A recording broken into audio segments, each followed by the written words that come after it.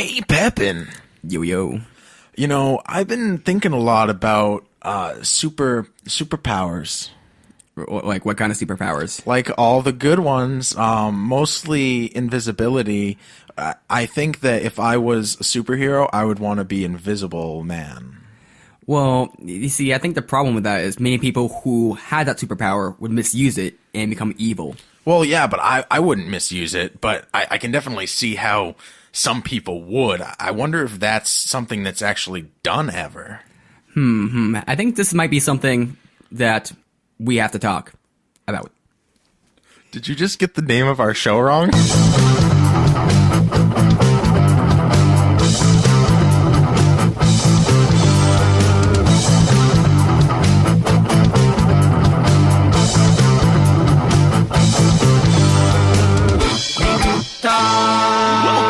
So glad you guys could join us. I am here in Nathan's dimly lit room. How you doing, Nate? Doing pretty good. Liking the lighting? The candle is back, and you also have a light. I'm excited. Well, there's other lights, but they're not being used. Oh, fair enough, fair enough. And we do have with us a fellow podcaster, an amazing show that he hosts called Shot of History. I've talked about it before, and I need you guys to check this show out because if you like our show, you are going to love this show. It's even more outrageous than ours. Part of that might be due to alcohol being involved. I want to introduce to you all the host and historian himself, Trico. How's it going, Trico? Doing good. How you guys doing? Not too bad, thank you very much. Doing well. So, I'd love for you to give a brief background to who you are, what you do, and use this opportunity to throw out any projects you might be working on at the moment that people should definitely check out. And, of course, anything you mention during this podcast will be in the description if when people wanna find you. Oh yeah. So like do like an origin story kind of. Oh, that would be amazing. In the beginning. Yeah, in the beginning. It all started when I was bit by a radioactive town drunk, and then I gained drunken superpowers. And you vowed to only use them for good. Yeah. With great drinking comes great responsibility. And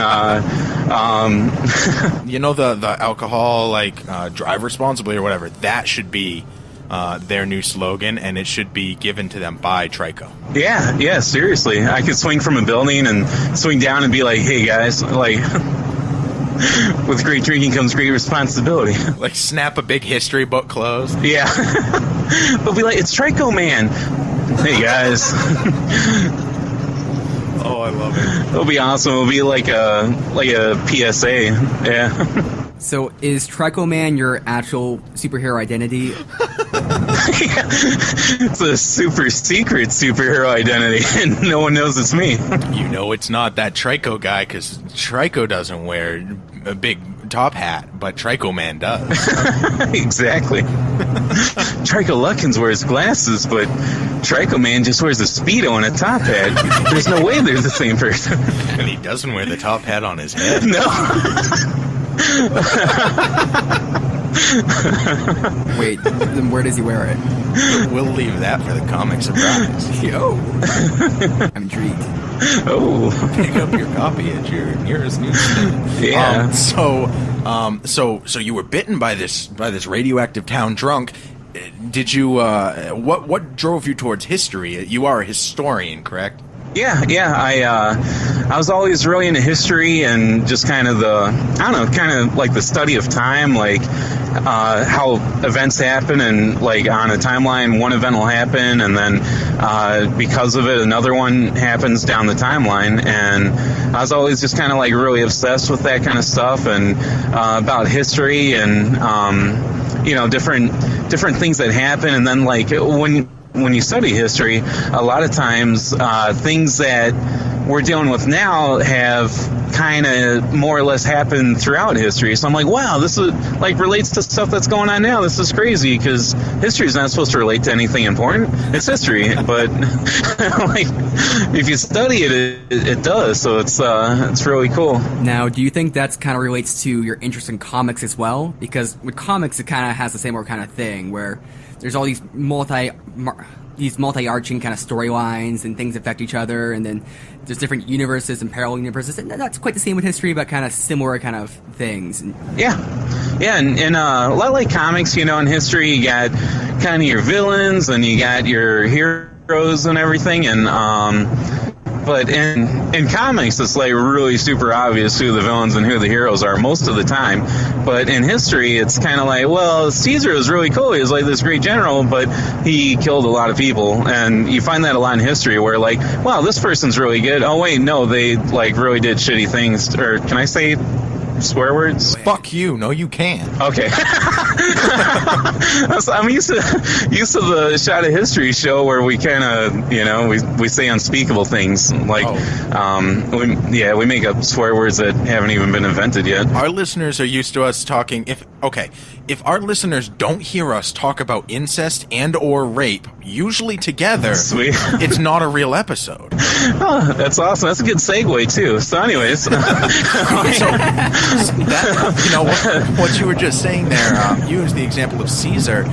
It reminds me of your Nat Turner episode. And was it Chris you had on? Yeah, Calvin Moore from. Calvin. He also has he's got a podcast, Leading Questions with Calvin Moore, and he does historical tours in the Detroit area. So if you're ever in the Detroit area, be like, hey, Calvin, come here, show me where buildings are in their history, and he'll do it. Really? He's actually he's actually was great on your show. He added a dynamic to your show as well. So I really liked that Nat Turner episode. Anybody who's listening to this podcast likes this podcast, especially what we talk about today. I would definitely check out that episode. It's a great representation of Shot of History. But enough with the plugging. I thought in the Nat Turner episode, you guys talked about how he freed the black slaves, and Calvin mentioned that to him as a black man, it made him he looks back at these at Nat Turner and he's like, I want to see him as a hero, but at the same time they stopped after they revolted.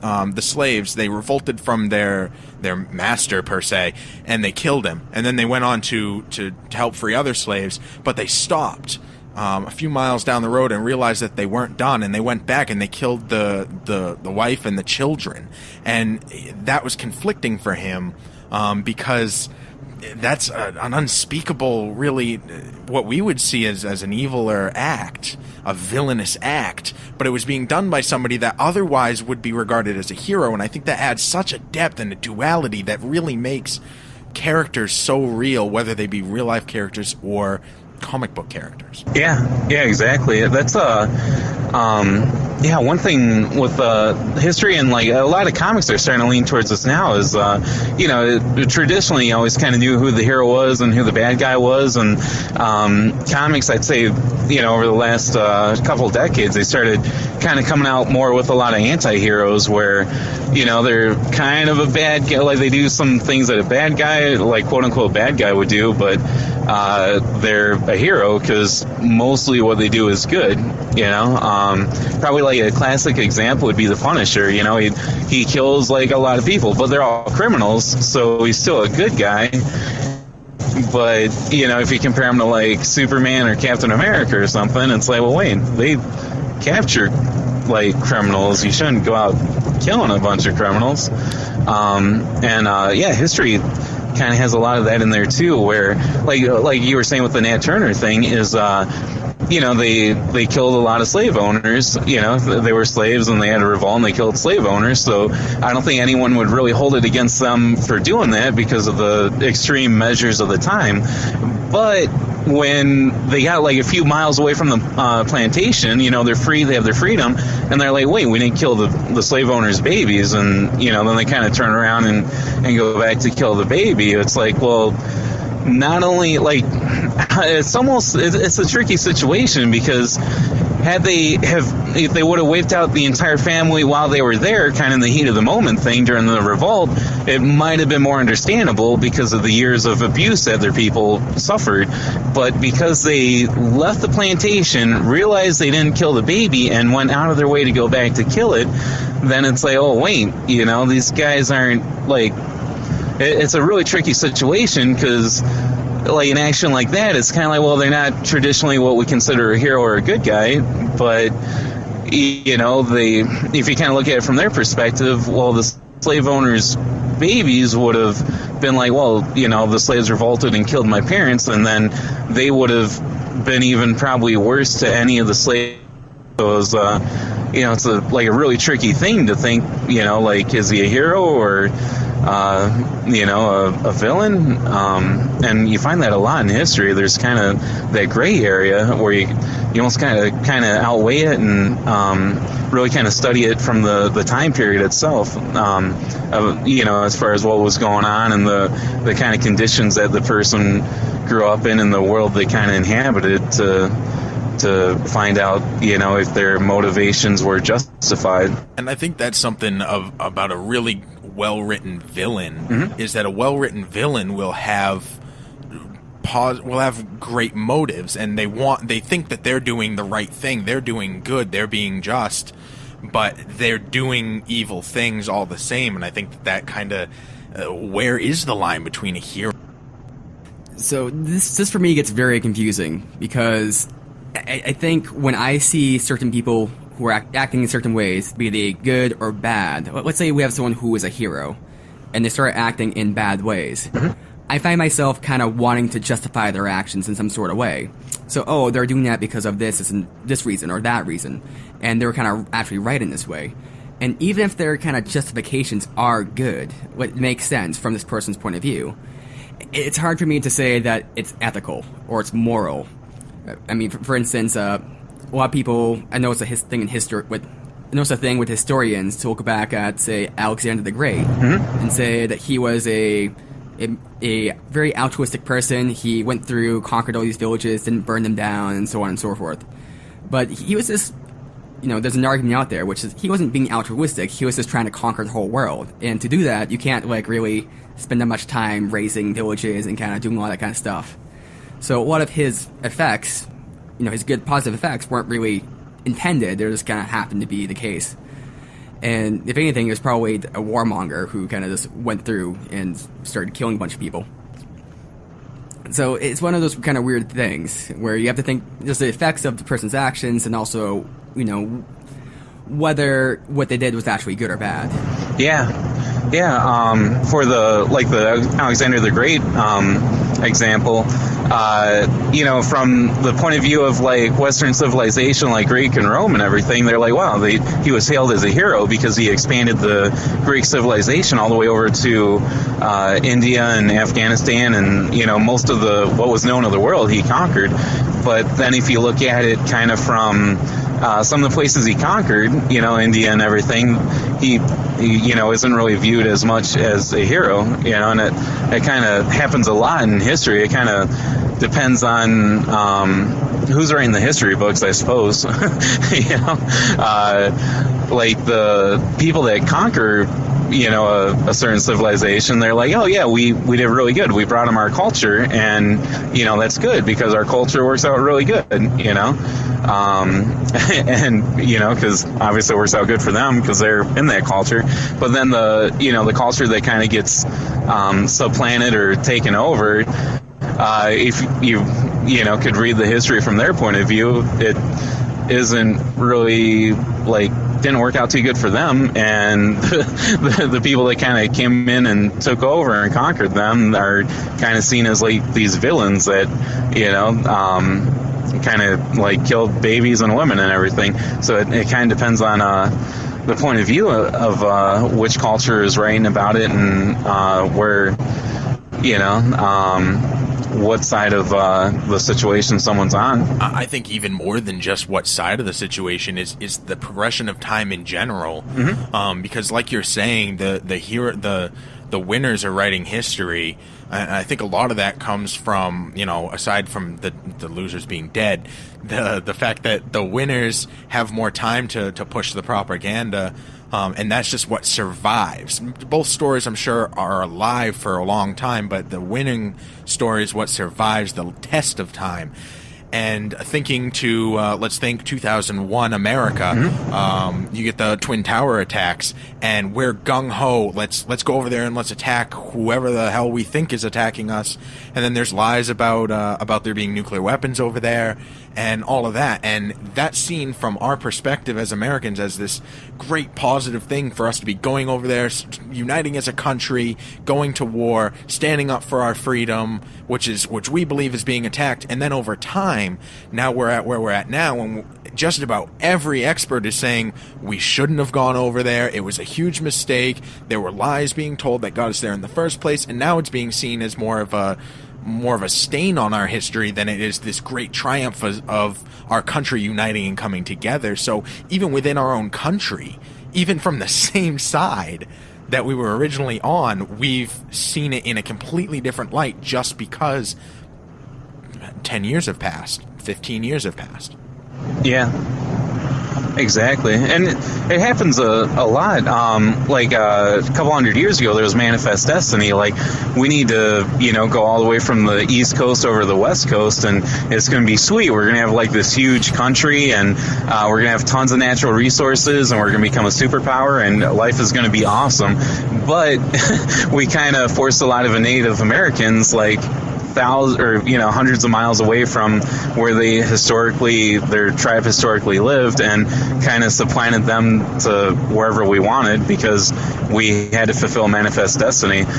So it kind of always happens where we're really gung-ho, almost any country, they kind of have like this national identity, and they get really gung-ho about something, and then kind of later on down the road it's like, wow, that maybe we shouldn't have done that. Kind of later on they're like, wow, this is my bad. Seemed like a good idea at the time. You just slaughtered millions of people, my bad. And it would be nice if we could say, well, we learned our lesson and we are not going to do that again. And then it happens 100 years later.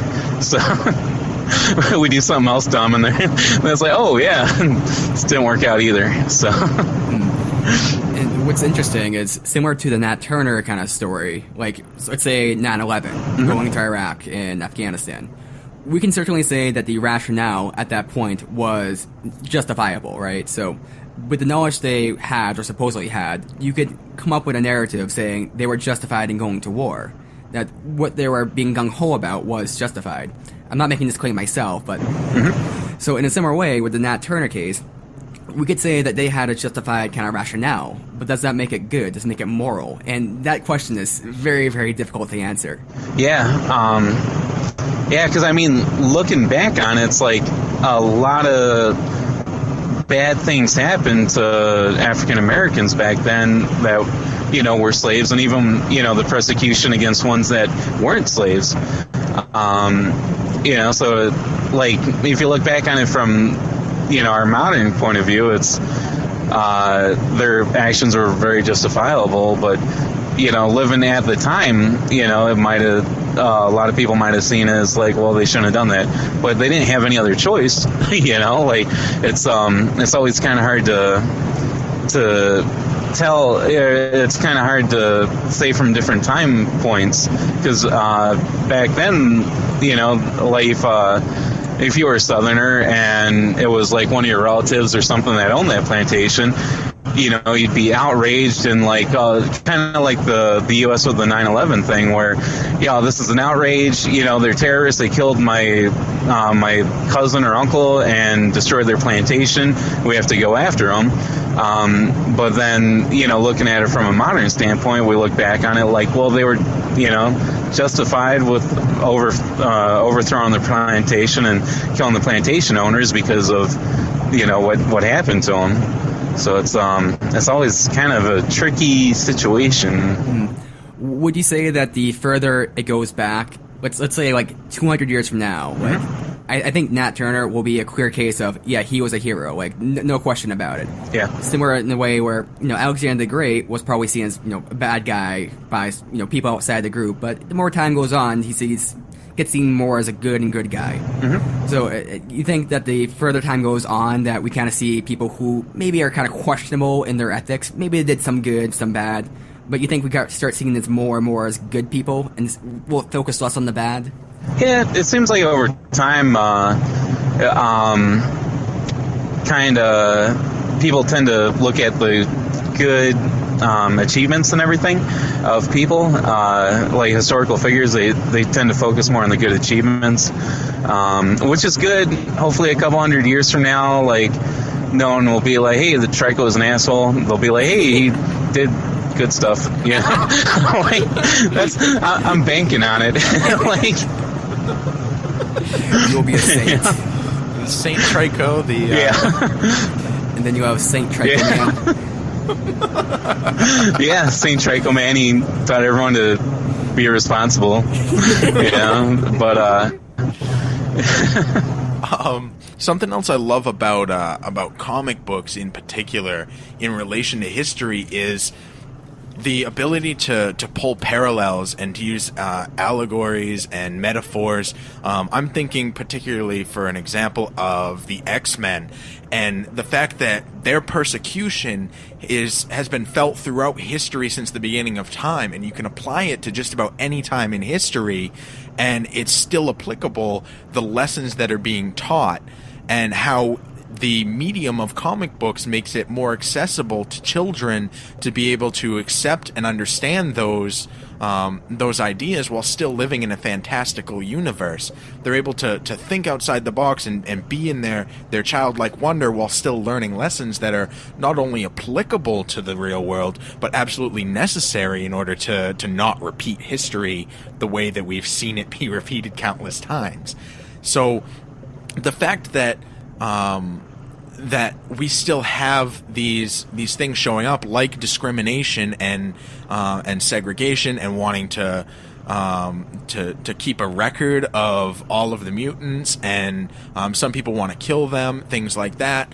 It's just so fascinating to me that you have Professor Xavier and you have Magneto, and they both are good guys in a way that they don't want discrimination, but the way that they go about handling that is so different. And I could draw some very controversial and topical parallels here, but I'll avoid that at the moment, and instead say that it's just so fascinating to me that something that was written in the past is still so applicable today.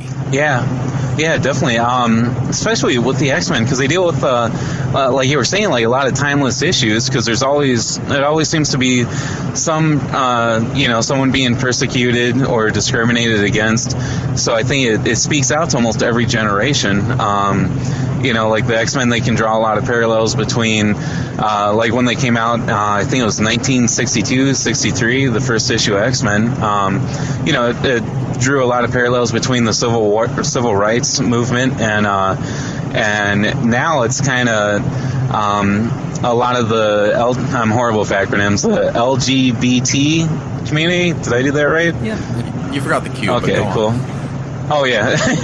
LGBTQT? LGBTQ. Cool.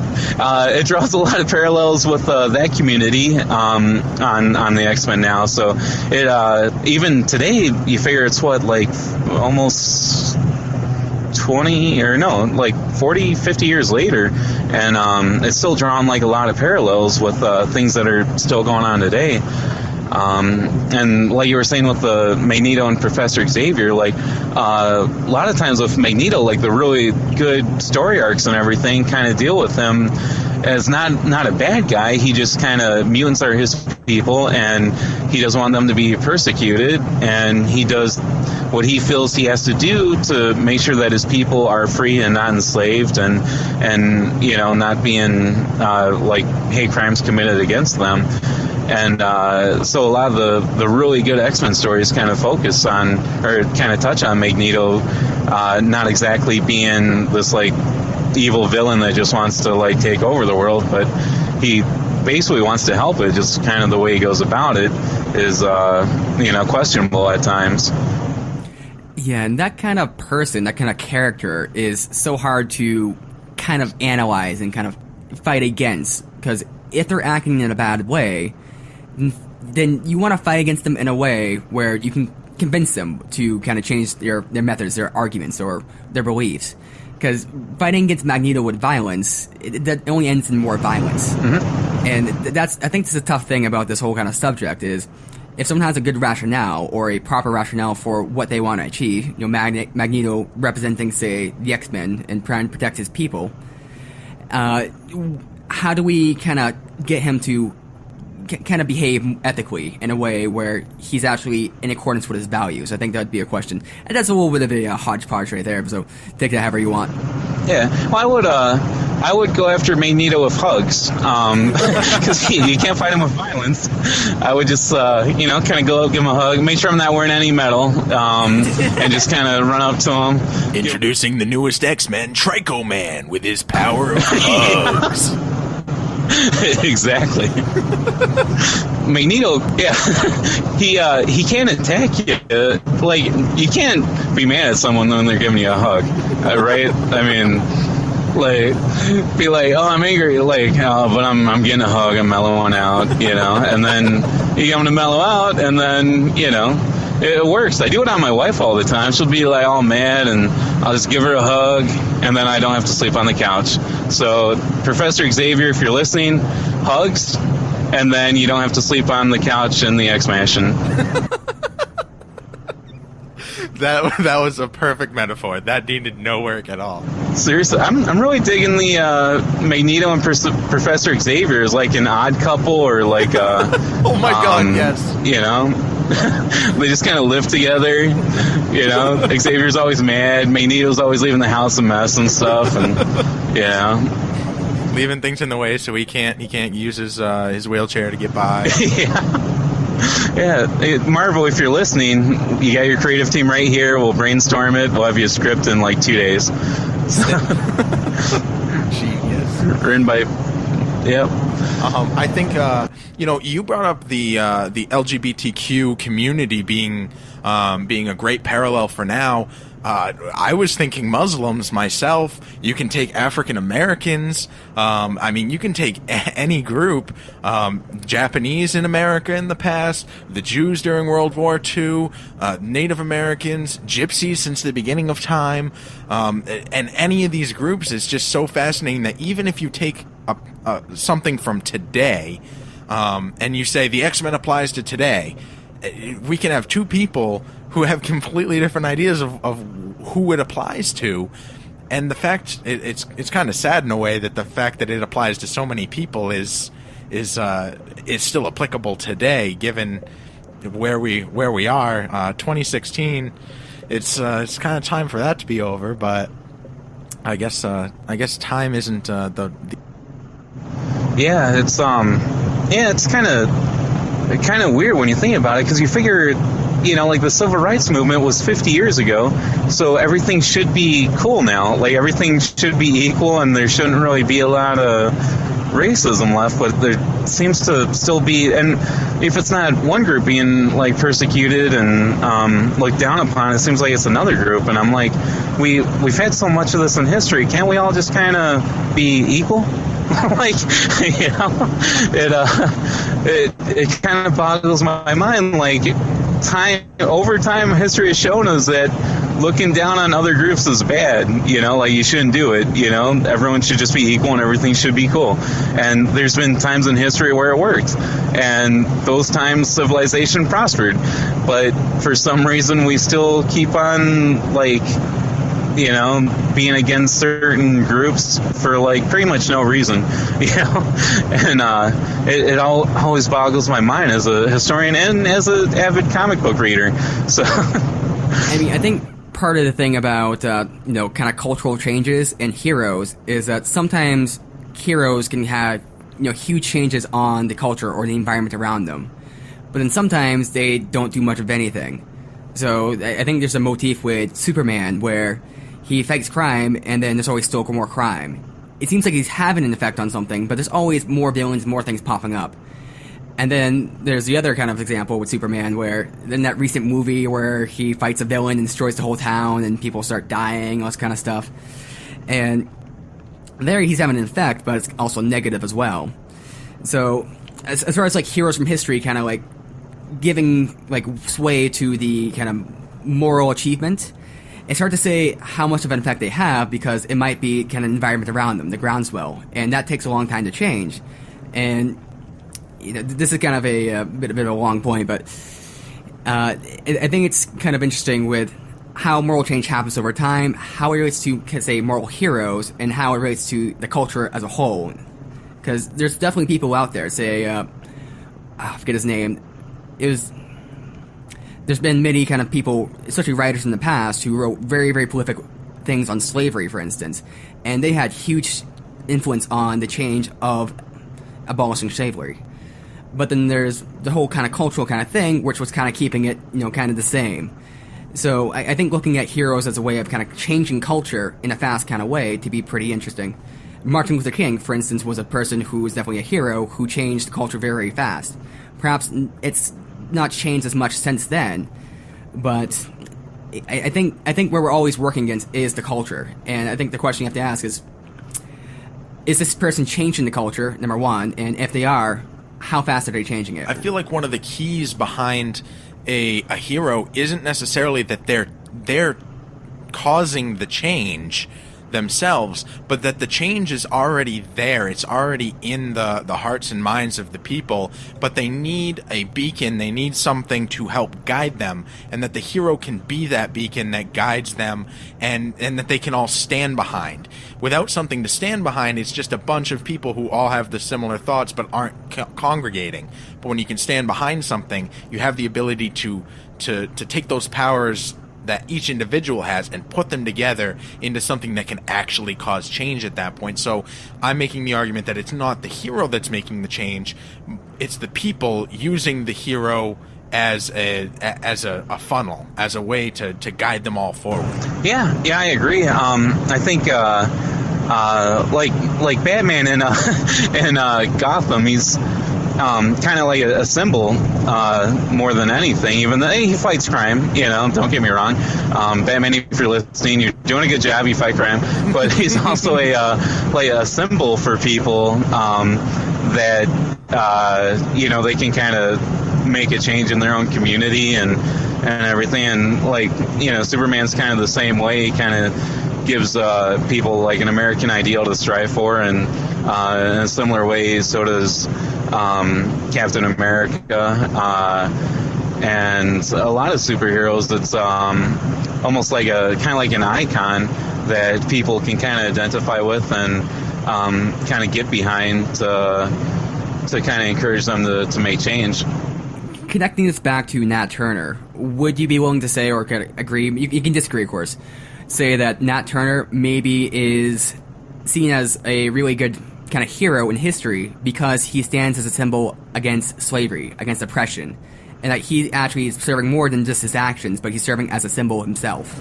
Yeah, I would say so, because he was very, you know, is educated, and he wanted to basically just free his people, and he led a revolt and kind of showed, you know, others that, hey, you don't have to take this, you can stand up for yourself and lead a revolt. And you know, so I'd characterize him as a hero and like as a symbol for others to you know, like others of the time period and everything to look up to. And even now, I would say he's a hero because of you know, what he did. Because when you think about how many plantations there were and how many slaves there were, and you know, he kind of showed that, you know, there can be an uprising and to kind of take what was being dealt to them on the plantation, they could kind of, you know, steer the course of their own destiny.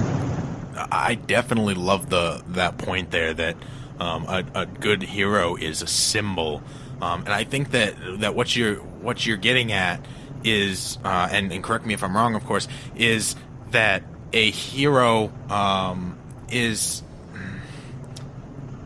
motherfucker. I had this great point to make. I had it all articulated. A hero is a motherfucker. Well, that too. Oh shit. Wow. That was the point I was trying to make. Is a hero is a bad motherfucker. They're a bad mother. Shut your mouth. But I'm talking about heroes. Okay, I got it. So I think the point that you were trying to drive at there is that oh my god, it just happened again. Oh god. All right, I'm done. So take the reins. So I'm a little on the other side of this coin because I can't say I stand with Nat Turner, at least as far as killing the baby and killing the wife. Because for me that's, and I can definitely excuse it from a historical perspective, especially since this was I'd say it's more of a war because they were being enslaved and they certainly had a right to fight back, and I don't doubt them, or I can't have any condemnation for that, but it's still I don't know, killing a baby. It's very hard for me to kind of take ethically, even if they were a symbol for good, even if they did do something that was good, and all that kind of stuff. It's hard for me to take in ethically. I feel like the idea is not necessarily all of the specific actions that were taken and how things were gone about, but more what is being stood for. So it's less about the fact that he murdered people, and it's more about the fact that he was standing up for the injustices. And the facts of how it happened become more and more irrelevant over time, and what stands is the fact that what he was doing was for a specific cause. The cause remains, but the actual little bits and pieces of information kind of fall by the wayside and become irrelevant. And that's what makes them such a symbol. Mm-hmm. And I just I keep telling myself the babies were probably really ugly because you don't feel bad if it's an ugly baby, Well, they're also babies as well, so they're probably crying. It's like, God, shut up. Yeah, exactly. Wow, that is that's officially the darkest we've ever been, guys. To be fair, I said I had a big problem with killing the baby, so I'm just gonna put that out there. Don't you go back on your baby murder now, Nathan. How do you come back from that? Incest. Oh, good point. I don't know. On the bright side, no matter what you say now, you can still become president. No matter what horrible things people quote you for, you can still become president. As long as you deny it. Yeah, exactly. I never said that. That was locker room talk, killing babies.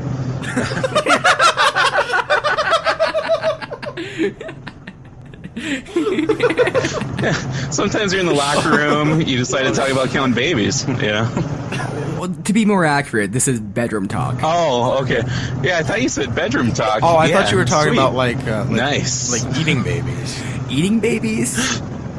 Why would you eat a baby? Well, it's not a baby yet. What? I'm talking about sucking dick. Yeah, I know some girls that eat like millions of babies. See, Trico knows some baby eating women. Yeah. Oh, my head. So, if there's anybody still listening, we're talking about heroes. Yeah. Now, do you think Superman has a big dick? Is everything about him super? It's hard to say. I mean, for a long time he had a hard time getting Lois, and you figure if he was packing, it wouldn't be that hard. Like Wonder Woman would be all up on his jock, and Lois would be like, "Fuck yeah, hand me that super dick. Time to kill some babies." So he probably gets super erections. Yeah, well, hopefully, unless there's like kryptonite around, and if he, has some premature problems, he could slip on like a kryptonite cock ring, and that kind of slows things down for him a little bit.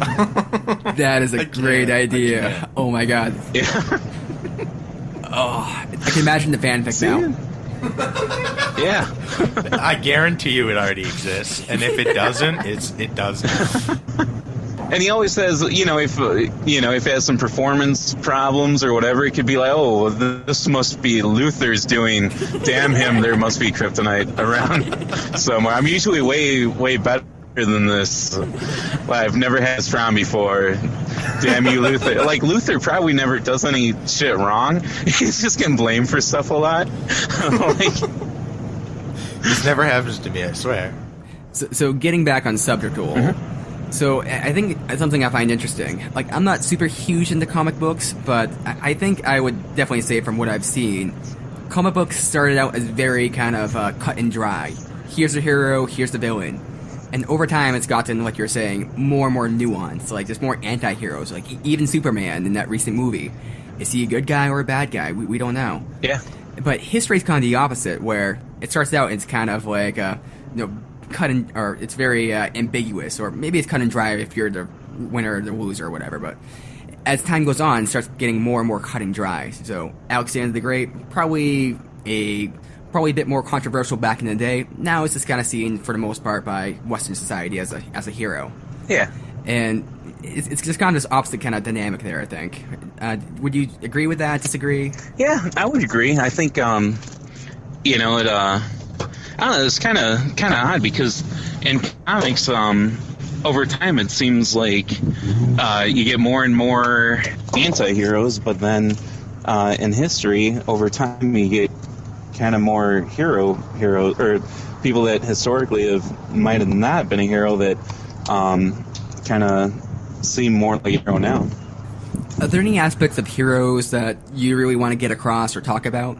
Let's see. As far as heroes, I think it's important now as it is, like throughout history to have a hero that, you can kind of look up to, even though, our heroes are still people. So, even though you might look up to them, you got to realize sometimes they're going to do stuff that you don't agree with, or that, aren't heroic, but, mostly they're good because they're heroes. It seems like we all kind of agree that a hero kind of... I'm saying that. I'm just putting words in you guys' mouths, but it's fine. I feel like we all agree that you kind of have to... A hero has to kind of be larger than life. It has to be an idea that you're standing behind, not necessarily... They become bigger than a human being in that fact that they stand for a guide for you to go... or us to go forward on a particular path that is what we consider good, and that's what makes them a hero, is that they're the guide to the path of good things, versus a villain who may be a guide towards good things, but doing so in a very negative way, or being an awful thing. Yeah, exactly. For a minute, I thought you were going to break into that hero song from the 80s. He's got to be fast, he's got to be strong, he's got to be fresh for the fight. Oh, Mulan? Oh, I'm sorry, what? Oh, wait, no, that's not that one. Never mind. Oh, yeah, or the one from Milan. That'd be good, too. Swift as a coursing river. Need a man. That's my jam. That's your jam. Fair enough. Yeah. I'm wording so much today. Yeah. Well, we are recording by candlelight, so it sets me in the mood. You make a good point. Yeah. We'll put on our sensual voices. Are most of the episodes by candlelight, or is this like a special occasion? This is a special Trico occasion. Sweet. So, and you guys don't normally wear pants, or? That really reminds me of heroes, in the fact that the heroes have to flaunt the fact that they're good, and they have to really give off that sort of a vibe in order for other people to follow them, to believe in them, and to actually get across their point. And whether that's a real-life hero, a comic book hero, or a personal hero, I think that just kind of rings true throughout, that it's somebody who helps to guide you forward. Yeah, that's true. What's my attempt to wrap up? I had no objections to that. I'm like, that is true. Well, where I stand, I'm a little more iffy about it. Maybe a little more realistic. I mean, it's like I feel like I'm attracted to the idea of symbols, but I kind of reject it on a I don't know, maybe a philosophical level, a realistic level. But that's probably just part of my personality. You reject everything on an actual personal level. Yeah, I do. It's kind of sad. It's the saddest thing I've ever heard. So, kind of wrapping this up, do we have any heroes that we have in our own lives or, that we look up to? Steve, you have anybody? Every morning I get up and, I get ready for work. And there's one point in the day where I really get to thinking about, heroes and how I want to take my day, the things I want to do, the positivity I want to try and bring to the world. And when I'm thinking that, I see my hero right there. It's usually when I'm looking in a mirror. That's pretty great. I'm my own hero. Yeah. That was my point, Nate. I could see that. Nate, that was my point. I'm my own hero. I'm fucking great. Yep. I think we can all probably agree on that. Yeah, you're my hero, and you're your own hero, so that's awesome. You just warmed my heart. That's pretty sweet, though. That's like totally Nietzsche of you. Like, I'm my own hero. I'm Ubermensch. Yeah. That's totally how I meant it. Now, Trico, would Nietzsche be your hero? Nietzsche, I like a lot of his ideas, like, that you have to, because a lot of his ideas were kind of like, oh, you got to believe in yourself and basically kind of be your own hero.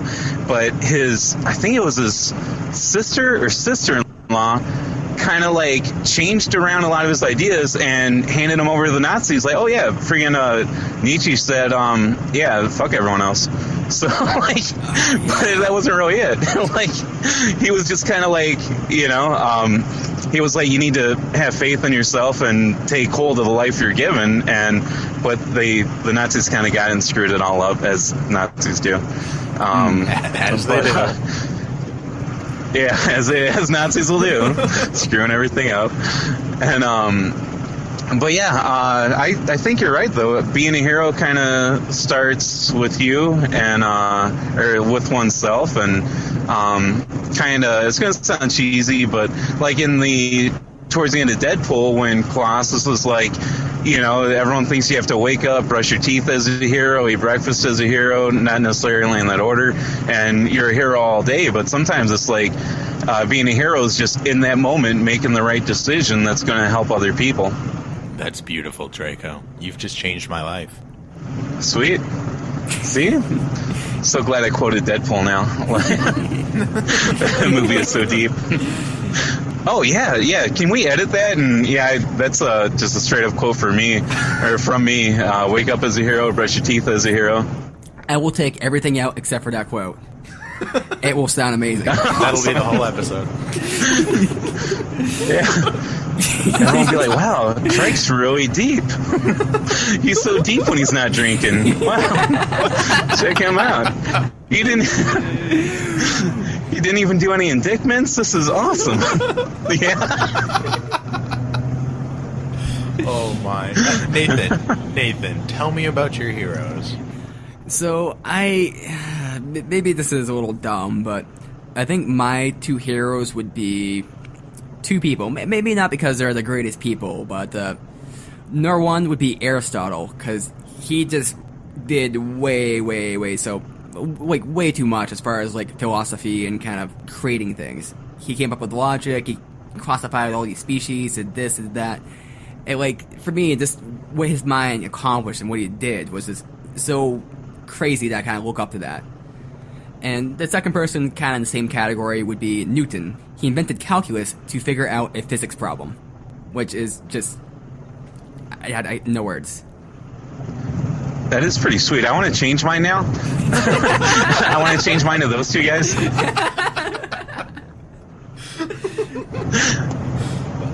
Yeah, I'm gonna keep mine. Well, Trico, it has been absolutely outstanding to have you on the show. So happy that you were able to take the time. You are such a busy man. You have so many projects going on at once. So for you to come on our show, truly, truly appreciated. Added an absolutely outstanding element that we haven't had before. So thank you. Oh, thank you. I appreciate it. I listen to the show all the time, and I really dig it. And I've been wanting to come on the show, so I'm like, hell yeah, we made it happen. You know, so anytime you guys ever want me on, man, I'll actually make sure I have nothing going on that day, and you guys will have my full undivided ability to be on the show and everything. That's outstanding. Truly appreciated. My mom was actually slated to be on the show today, and I had to call her, and I'm like, no, Mom, Trico's coming. Oh, sweet. So you picked me over your mom. It's awesome. I love you, Mom. To be fair, his mom understood. She did. She did. She's like, oh my God, you got Trico? Sweet. Now, is he the drunk guy with the indictments? He's coming out? I'm like, yeah, he is. He's the statue lover himself. Yeah. Love me some statues. Now, as I mentioned, you're such a busy man. Tell me a little bit about what you've been working on recently. I know Shot of History is your podcast, with Steph and the Color Man Big Dev. Absolutely great podcast. You guys tell things from history, while at the same time, taking shots and just having a good time. Reminds me a lot of this show with alcohol and a lot more facts and a lot less of Nate and I just spouting our baseless opinions. But it's an outstanding show. What else do you have that I haven't mentioned here today? Let's see. I have a couple of projects in the world of comic books that are coming out next year. I have the rockabilly / punk / psychobilly band The Creep Show. They're a Canadian band. They've been around forever. I'm like a huge fan of that band, so I begged them to let me do a graphic novel based on them, and that comes out through Source Point this year. It's written by me, drawn by Josh Warner. Let's see, what else? Oh, I got a UFO mockumentary, full-length feature film that I wrote that it's going to be low budget, so don't get your hopes up. But that should be coming out sometime this year. Low budget does not mean anything negative. Let's be real here for a second, because some of the greatest films of all time were low budget films that broke barriers. Paranormal Activity, extremely low budget indie film, came out of nowhere and broke the barrier on what horror was, and kind of created its own subgenre within horror. So to say that don't get your hopes up, it's low budget, I think that is cutting yourself short. And I think that I know I personally am very excited about that. Sweet, I'm glad. And hopefully it's a cult classic. I need the money. Those statues aren't cheap, so I need that statue money. That coming out. I got that coming out. Stephanie from Shot of History and we have a comic book coming out.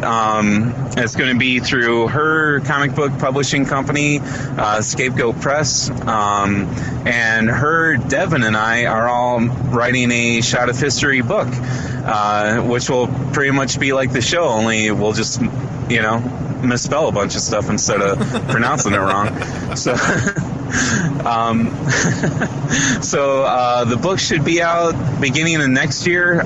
We have our first ever live event. We'll be at the Clash of Ages. Shot of History is going to be doing live shows from there, and we'll be doing panels and hosting like historical Jeopardy and all kinds of crazy stuff. We'll be giving away free stuff, giving away shot glasses and all kinds of stuff over there. That's in Birch Run, Michigan, the 27th through 29th. So our book should be out by then, hopefully. And I think that's all I have up and coming soon. That's it? And, that's all you're doing? Like that's I don't know how you sleep. That's all I can remember. I mean, you do all that and you're Trico Man? And Trico Man, yeah. How did you know? You just outed him on the show. Oh, shit. Fuck, man, sorry. Yeah, damn it. Don't worry, I can edit it out. Okay, so people want to find you on social media, Trico. Where are they going? Just go to the seedy underbelly of the internet, and I'll be on there, like looking up statues and whatnot. StatueLovers.com. StatueLovers.com. I'm not only a member, I'm also the president. Ooh, the only member. But yeah, you can. Yeah, it's pretty much just me. It's just you and Gary Busey. Yeah, a lot of sculptors go on there thinking it's something else, and then they see my videos and they're, oh wait, no, this isn't right. For you fine art lovers. Yeah. But yeah, you can find the latest episodes of Shot of History on shotofhistory.com, or go on to Podcast Detroit's one of our networks, or go on to Facebook or SoundCloud or Stitcher or iTunes. iTunes is always good. So pretty much anywhere where you can listen to a podcast, they can listen to you. They can look up Shot of History. Yeah, I probably should have just phrased it that way. No, I love it. More impressive listing it all. No, trust me, I love it. Now, everybody who's listening to this, you got your listening eyes on right now. Just go check them out. It's a great show. Comment, let them know that you heard about them through us. And again, it's been a pleasure having you on, Trico. Links are in the description for anybody who wants to check it out, which is everybody who's listening to this. Oh, sweet. Yeah.